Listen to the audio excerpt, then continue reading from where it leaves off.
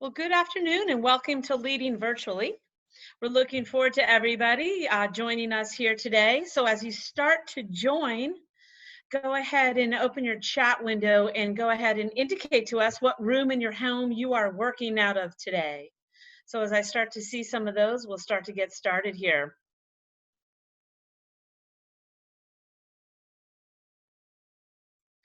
Basement office, love that. Loft, dining room, combination. We got lots of people joining us. We're expecting about 75 folks, so let's leave this open for a moment. Thank you.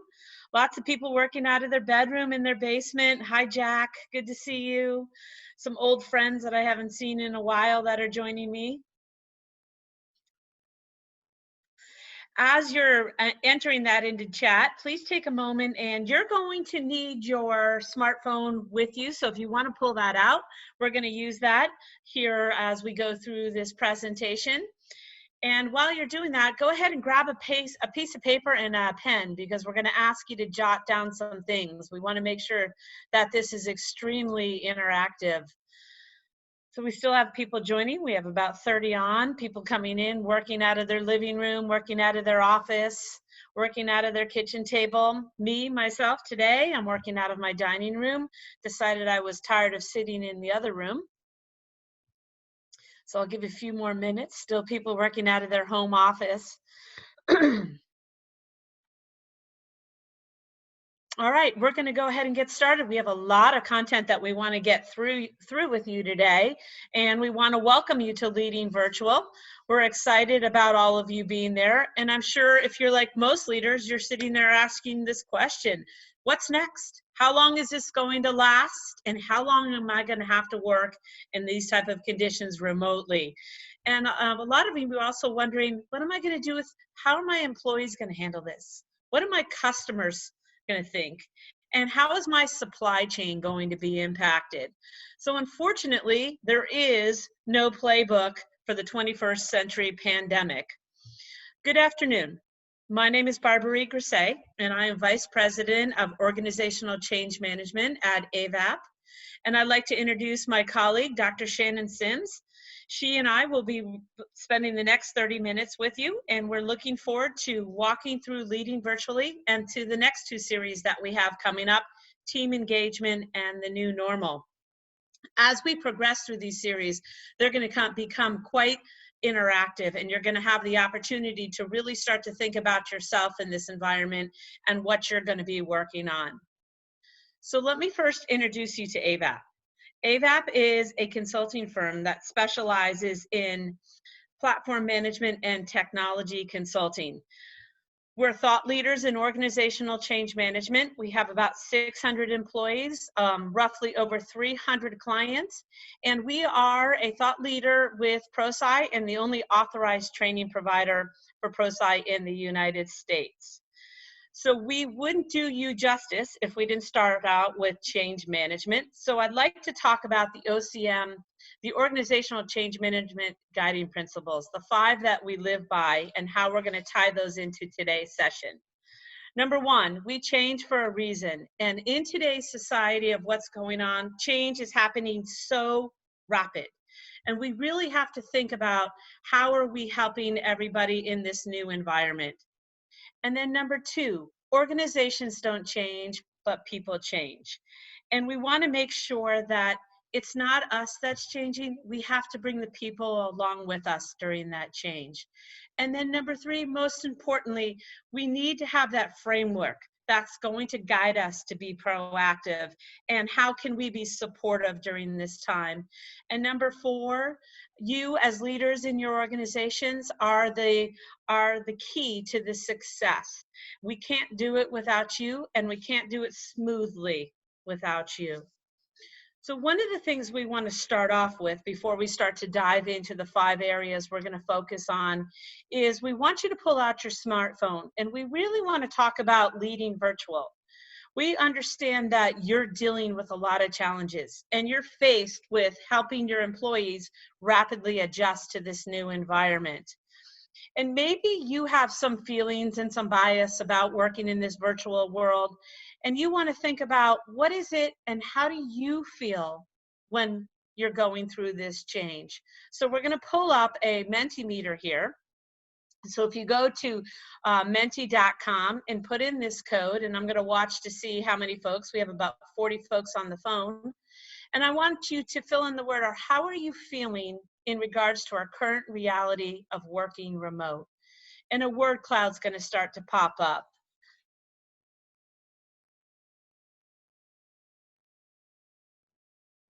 So hopefully we start to see some of the things that people are starting to feel, what are their challenges and their feelings: lonely, anxious, overwhelmed, separated.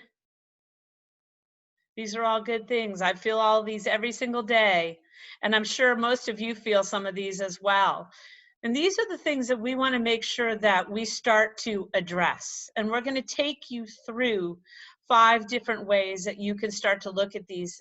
And as I mentioned before, by taking out that pen and paper, hopefully you can start to jot down some ideas on what you can do to help you be successful in this environment.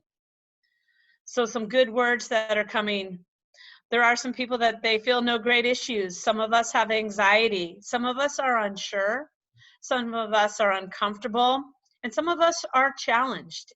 And we know that that's what's happening. Some of us have been working remote for a long time and have a better feeling for it, but never have we had almost our entire workforce in that whole virtual world. So these are great. So we're going to let them keep coming in. And I'm going to turn it over to Dr. Sims, and she's going to take you through and introduce you into those 5 different areas that we're going to focus on today. Thank you, Barbary. So I think that as we kind of walk through this concept of leading virtually, understanding you and your personal reactions to change, it's really the first step as you lead through times of change and kind of our current reality, where you are personally, what you're feeling, how you're reacting. I know last week I had to put myself on timeout. I'm not allowed to look at the news during the day anymore because I got to the point where my brain felt so overwhelmed I couldn't even concentrate on the things that I needed to get done, that were important things to get done right in front of me. I think it's really important to remember that you are an employee first and you're a leader second. So what you're feeling, others are feeling. All those words that we saw on that word cloud, that's what your people are feeling. And you have to work through your stuff first, and you have to do it quickly in order to help your people kind of productively navigate this shift. I think second, what's important is really to take time to think about what's underpinning people's reactions. If people react the way that we react to things, then we kind of get it, right? Like if I'm overwhelmed and somebody else is overwhelmed, you know, we have some type of bond, and I can relate to you. But if they react differently than we act, if we're feeling like, hey, this isn't that big a deal, I work remote all the time, and I don't understand why people are so worked up about it, right? Sometimes we can be quick to dismiss those reactions as emotional or irrational.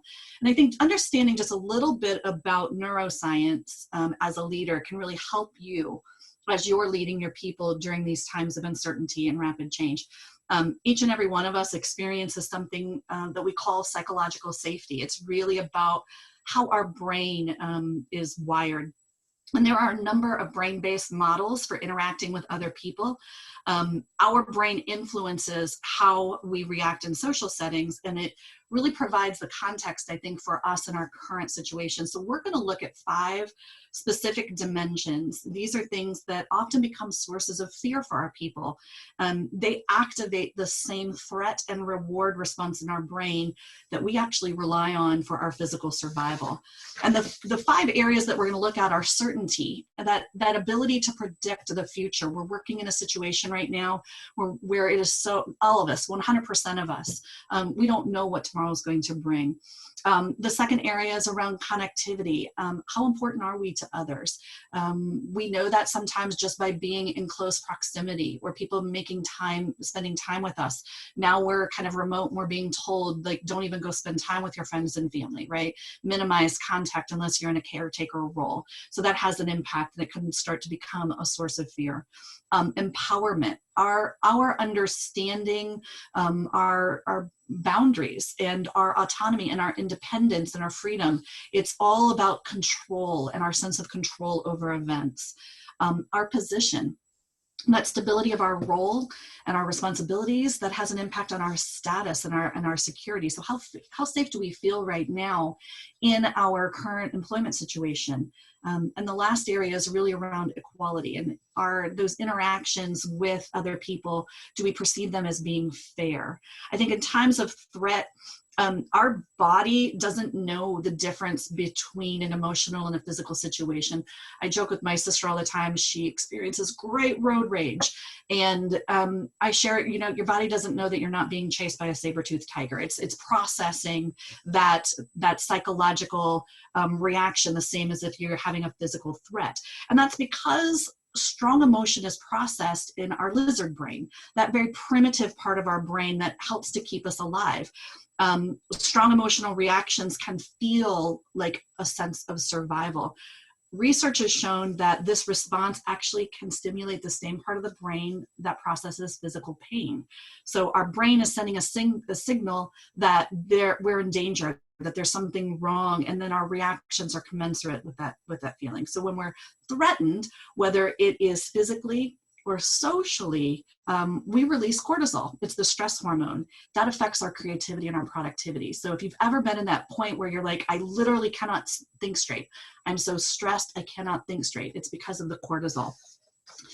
Conversely, dopamine is the happy drug in our brain. So when we feel rewarded, or we receive praise, or we feel connected, or we feel valued, or we feel included as part of the team, it releases dopamine, and we want more of that. And so as we think about being leaders, leading through this time, we have to think in terms of, what are my people experiencing right now? And really, we're going to talk through all 5 of these dimensions. We're going to start with certainty.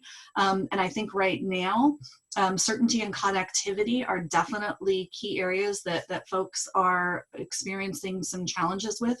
But as this transition, as our current state kind of goes longer and longer, you may start to see some fears come up around independence and control, around empowerment, or around job security, around people's position. So let's start with certainty.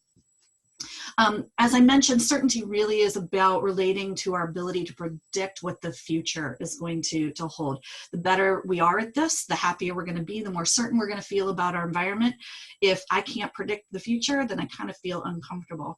The less certainty we have, the more anxious we have. And I think we're seeing this pretty significantly kind of across the board in our personal lives, but then also in our work situations. The more that we're seeing the unemployment rates, jobs that were really kind of at the beginning of the shutdown, restaurants and hair salons and things like that. Now we're starting to see organizations that maybe felt a little bit more safe starting to show layoffs and furloughs. And it creates a great sense of uncertainty for our folks. That draws their attention away from the things that they're needing to do at work to be productive, right? So some things that you can do as a leader to really help to level set this and to bring some element of certainty to your team is to be honest and transparent. I know that sounds pretty basic, but in these times when we don't have information, we have to be as transparent with the information that we do have as we possibly can be, while being reassuring about how the organization is planning for the future. I think focusing on the purpose of your team, focusing on the purpose of the organization, talking in context of the value that the organization brings, helping individuals kind of to hook into something that's going to continue to be a certainty for them, will help to establish some grounding, because that's what we really need to do as leaders, is to give them some solid grounding. You can also provide regular team updates on what your team is doing, what the organization is doing. Even if you don't have information, it's okay to schedule those check-ins with the team or as one-on-one just to see how folks are doing. And I think one of the biggest things you can do is just to listen. It is much harder in a virtual capacity. We rely, 80% of our communication is based on body language. And when you are removed from folks, you don't pick up on those cues as often. Using a video helps, but also listening for how they're talking about things, what they are saying, what they're not saying, and just following up and asking clarifying questions really will help ground them that you're providing a solid footing for them. So certainty is definitely a key area when we know folks are experiencing potential sources of fear, and there are practical steps that you can take. So the second area is going to be around connectivity. So I'll turn it over to Barbary. Thanks, Shannon.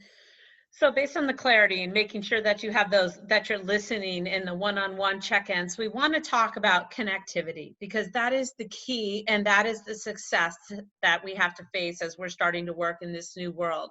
And if we think about the longer the transition period, the more we have to try to be connected with our folks. And it's a different world out there. And a lot of leaders' first reaction is they want to pull back. They're like, I don't know what to do. I've never had to virtually lead an entire team in this manner. I'm used to having that one-on-one water cooler sessions, talking to people in the hallway. So when we're talking about connectivity, we want to make sure that it's clear. And it's got to be clear with realness. It's not just email chatter that's being blasted out there. It's clear, and it tells the real story. Because if you start to think about yourself as an employee, as Shannon said, you're also an employee when you're also a leader, but start to think of yourself as an employee, the honesty radar is going on high alert. And they're looking at you and wanting to get that human connection. So they want that video connection. So schedule those virtual meetings, determine what is the best way to have those virtual meetings, and start to get used to communicating more in this video virtual world. And it'll start to bring that interactions and start to make you feel better. Connectivity is probably the key to success with a leader, and people are looking for those interactions. Get on the IM, start taking the time, go back to using the phone for what the phone was supposed to be, and using that smartphone. Each one of those things is going to make you successful. So from connectivity, we have some tips. I just walked you through what those are, from leading virtually and making sure you're alleviating that source of fear that people have because they're not sure how they're going to get that connection to you. And I want to turn it back to Shannon, and she's going to talk about empowerment. So I dropped out of the presentation. My apologies. So empowerment, it's really about our autonomy. It's about independence, about having control over the circumstances and the situations that are going on around us. Right now, I think we're all feeling a little bit like we don't have as much control as we've had in the past. I think we're all, I'm going to speak for all of us, I think we're all feeling a tad squeezed right now when it comes to control. But as a leader, there are some things that you can do that can help with that. It really revolves around clarifying expectations for your team members, right? We move into this virtual kind of situation. We're not co-located with the team anymore. People may start to question and wonder, how much room do I have to take initiation?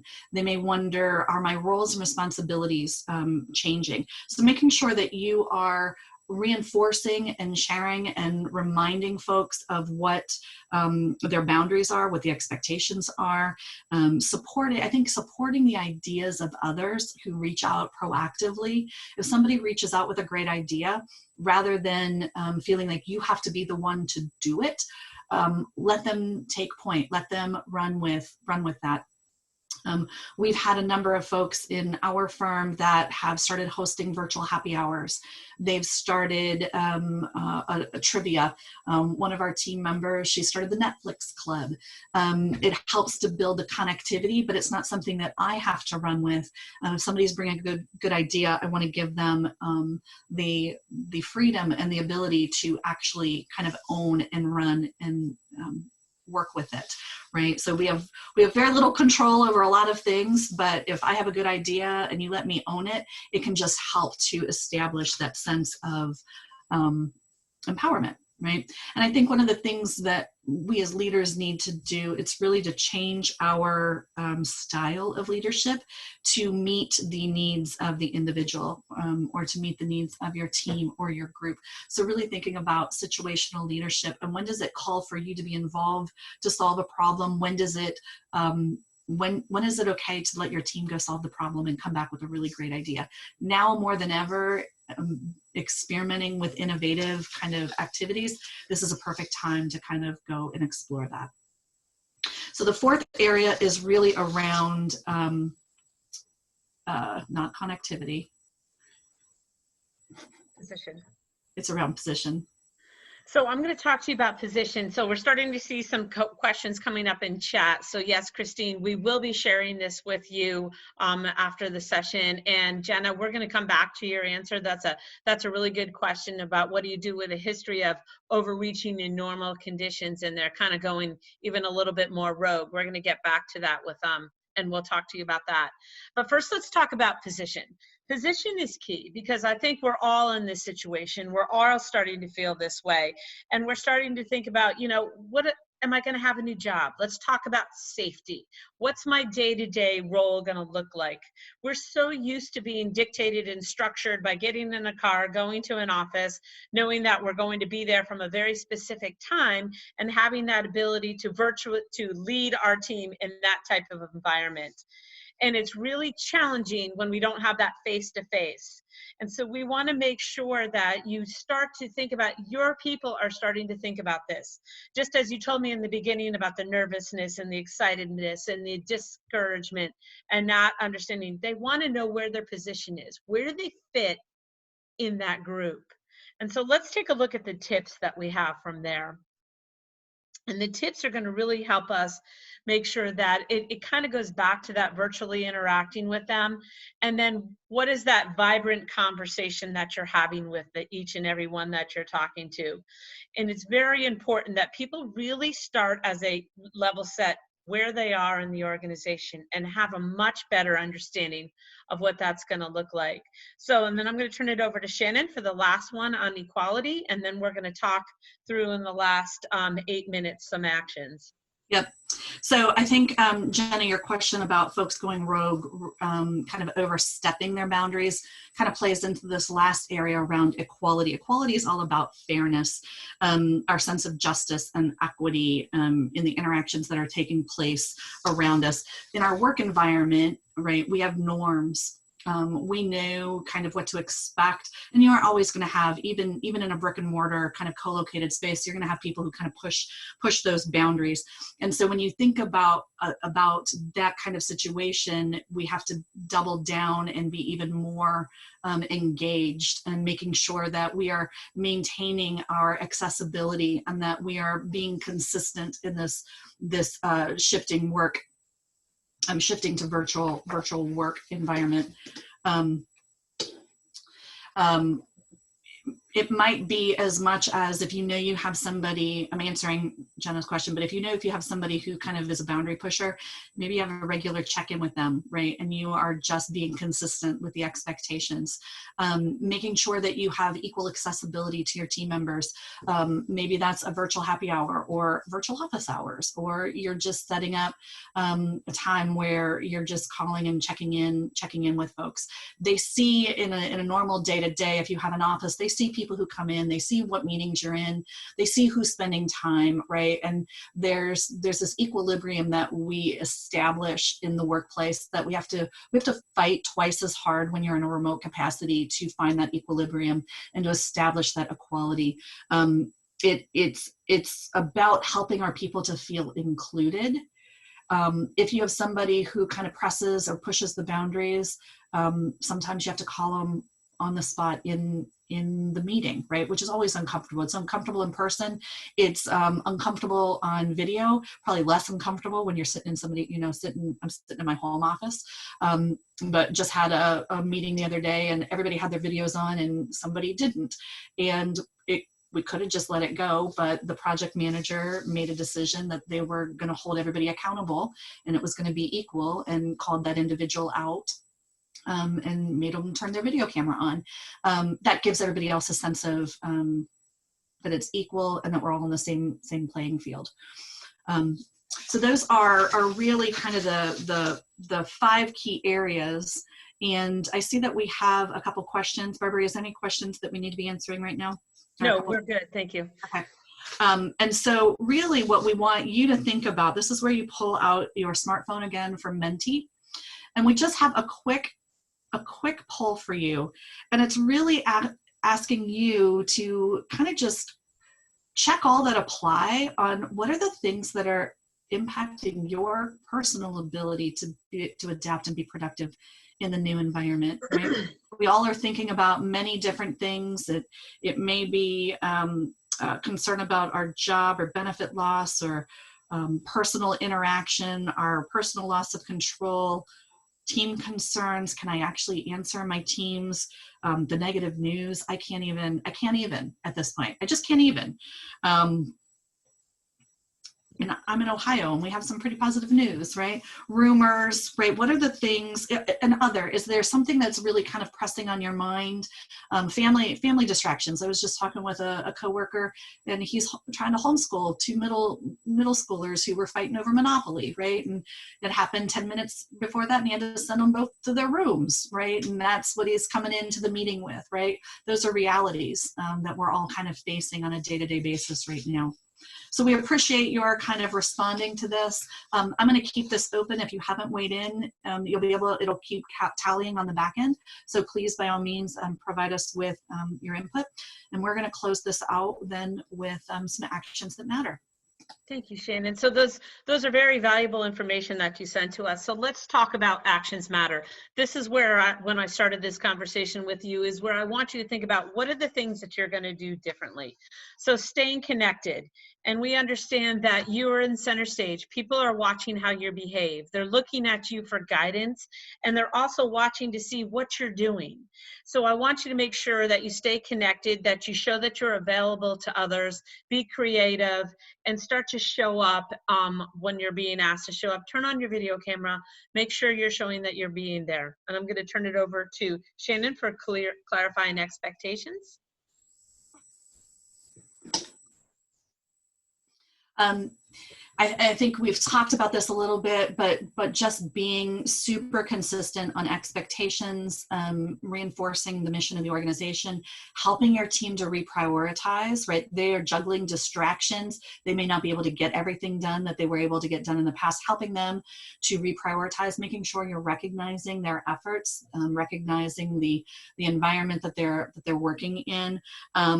One of the things that I know that I'm needing to do is I make assumptions because I'm working in this virtual kind of interactive environment a lot, is just even slowing down and setting the tone at the beginning of my meetings to explain why are we here, what is the purpose, what do we expect to accomplish, and then following up with a recap, right? So it helps people just stay on the same page. And last but not least, use what you learned. What did you learn from your team? Ask them those questions that we asked you today. How are they feeling? And tell us how they feel. What did they see the changes that are coming? So that you can adapt your approach and start to identify some of those opportunities. So take these 3 actions, stay connected, clarify the expectations, and use what you learn, and think about how you can apply those back at the ranch and back at your team. So with that, we're going to close and say we have 1 minute left. So one of the things we want to ask you is, we also want to remind you of the other series that are coming up. We have 2 webinar series coming up, one on 4/23, talking about sustaining team engagement.